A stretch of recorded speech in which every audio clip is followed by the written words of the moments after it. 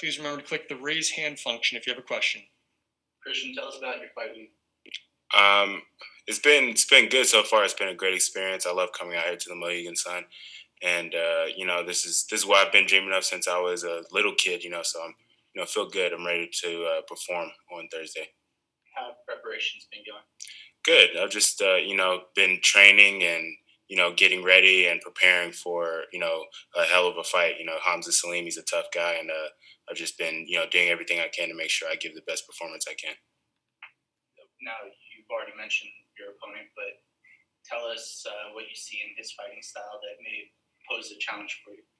I noticed that he is a very kick-heavy guy, and he likes to throw a lot of kicks. And I don't think that it poses much of a threat, but I'm definitely going to be ready for it at the same time. I'm not overlooking him by any means. And I feel like this is going to be a good stylistic matchup for me. I feel like it really plays in my favor. We'll now take some questions from the media. Ben? Hey, Christian. So your last fight saw you go the distance for the first time in your career after blowing through a lot of your opponents. How did it feel going the whole 15 minutes? Felt great, man. Honestly, I was just talking to Rich, the matchmaker, a few hours ago, and I was telling him that this is honestly, like, I mean this with all my heart. Like, that's the funnest fight I've had out of all three of my fights for Bellator so far, just because, it was fun knowing that I can go that full 15 minutes, and I got to showcase all of my skills, my grappling, my striking, my wrestling, all of it in one fight, and it was, it's a good feeling getting a knockout with like a head kick or a punch or whatever, but it's good knowing that I have that capability in me to push a good pace for all 15 minutes. And you're about to go into your fourth professional fight, all of which have come underneath the Bellator banner. How do you feel about the fact that you sort of developed in the cage under a major promotion as opposed to a lot of guys who have done it on the more regional circuit? Yeah, I feel like it's had a huge part to do with not just the fact that I train with the greatest gym in the world, but the people that I have surrounded, that I'm surrounded by at that gym. Dontel Mays, who's in the UFC, Devin Clark, who's in the UFC, Juan Adams, who was on the Contender Series and the UFC. Like, I have all those people in my ears telling me the right things that I need to hear, so I don't freak out when it comes to showtime. Even in my pro debut, I was surrounded by those guys, so I knew what to expect going into that, and it wasn't intimidating to me. It was actually exciting. Just one more for me. So if you score your fourth win in Bellator on Thursday night, what do you want next? Are there any particular names in the division that interest you? Honestly, I'm going to trust that my manager is, going to be on top of his game when it comes to getting me the right fights. But of course, I think I can hang with the best in the division. And, if, my manager and the matchmaker feels like I'm ready for, a top 10 guy, or not even a top 10, just like a real like contender, somebody who's, relatively known in Bellator, then I'm ready for that, because I can hang with those guys and I can beat those guys, I believe, genuinely. Donna? Hey, Christian, how's it going?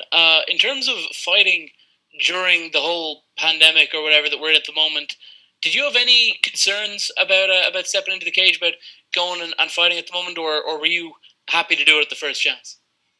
I was honestly so excited to, like, when Bellator started doing events again, I was excited because I knew for a fact that they were going to hit me up sooner or later, because even if there is a pandemic going on right now, I'm still going to take the chance I can to, perform and put on a show because it's not, like, for a while there wasn't any other sports going on but MMA, and when Bellator started doing events again, I was just excited to be able to, compete and do something, for the people that like to watch competitive sports, so it's a good feeling knowing that we're back in business and doing events again.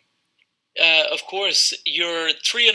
You haven't had a great deal, aside from your last fight with Marco Hutch, you haven't had a great deal of time in the cage, be it in the pro or amateur ranks. Are you happy with the speed at which Bellator are building you?